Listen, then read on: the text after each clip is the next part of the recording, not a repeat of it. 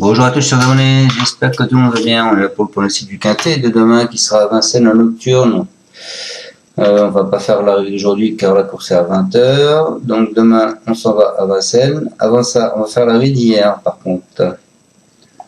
Donc hier les amis, on était à la Sépierre au GNT. L'arrivée le 10, le 3, le 11, le 6, le 5. Dans la sélection 6 vous avez le 10, le 3 et le 6. Et j'ai pas le 11 et j'ai pas le 5, voilà. Mais bon, on a quand même du gain cette fois-ci puisque mon 2 sur 4 c'était 10, 3, 6, donc ça tombe très bien. 10, 3, 6, on a le 2 sur 4, on a le couplet gagnant et puis c'est tout. Bon, c'est quand même des beaux petits rapports, je crois, hier, hein, de mémoire, je crois que les 2 sur 4 c'était à une douzaine, une quinzaine d'euros. On va dire ça de suite. Hop, rapport définitif. Le 2 sur 4, ouais, il était à 15,50, hein, c'est pas mal. 15,30, pardon, et le couplet gagnant, par contre, lui, 16,50. Donc ça, c'était bien. Allez, on s'en va demain. Donc, c'est Paris-Vincennes, la course 4.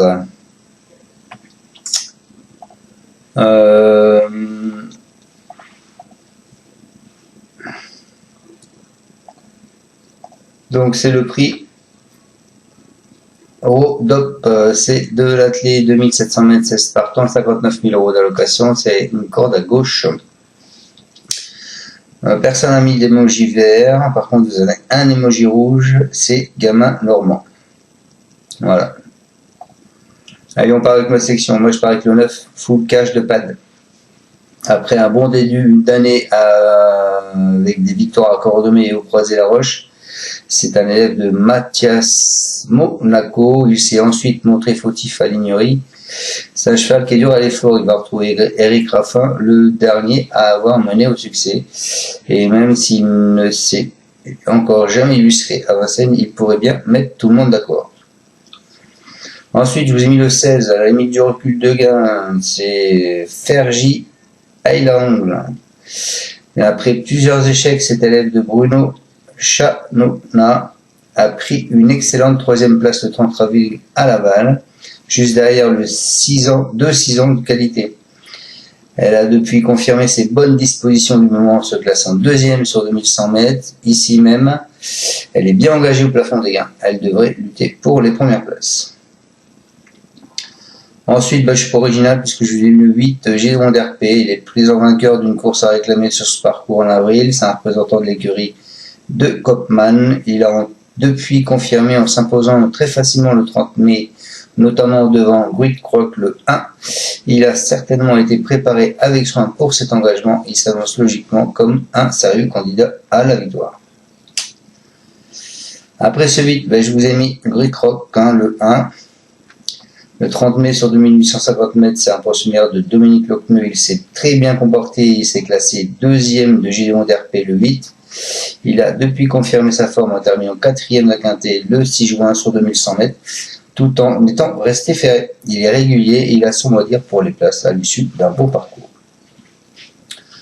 Ensuite, ce ne sera pas le cheval de tout le monde, les amis, puisque je vous ai mis Guignol de Chardet, le 12, lors de son avant-dernière sortie à Amiens. Ce second concurrent de Philippe Daujar a fourni un très bel effort final malgré une faute au départ. Il avait également été pris en note dans le Quintet du 2 février où il s'était classé 2e sur le parcours qui nous intéresse. S'il bénéficie d'un bon parcours, je pense qu'il peut se placer. Et donc je finis, mes amis, ma section en 6 sur internet avec le 10 qui est Eunice du Pâtural.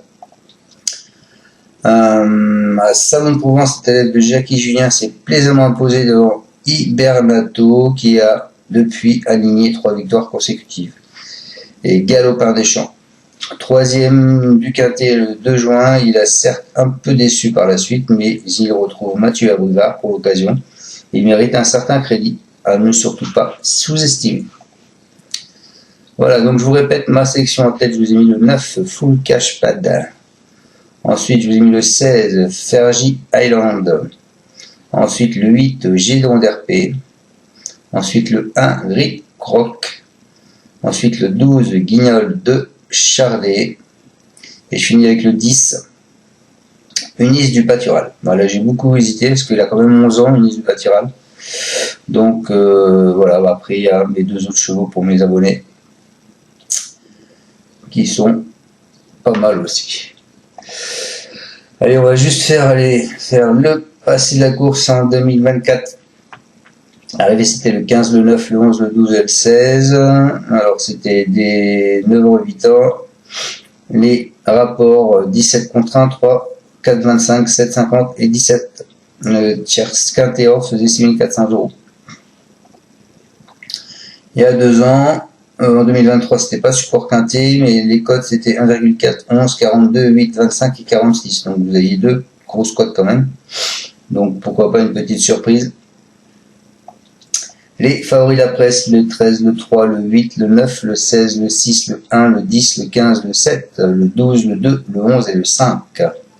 Abandonné le 4 et le 14.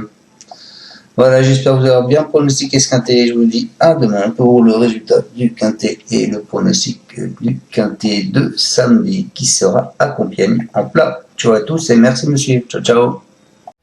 Tu es parieur hippique, tu as forcément besoin de la Kazakh. La Kazakh, c'est l'outil indispensable des parieurs hippiques, avec plus de 60 filtres en temps réel et la possibilité d'affiner tes pronos et trouver ton cheval gagnant.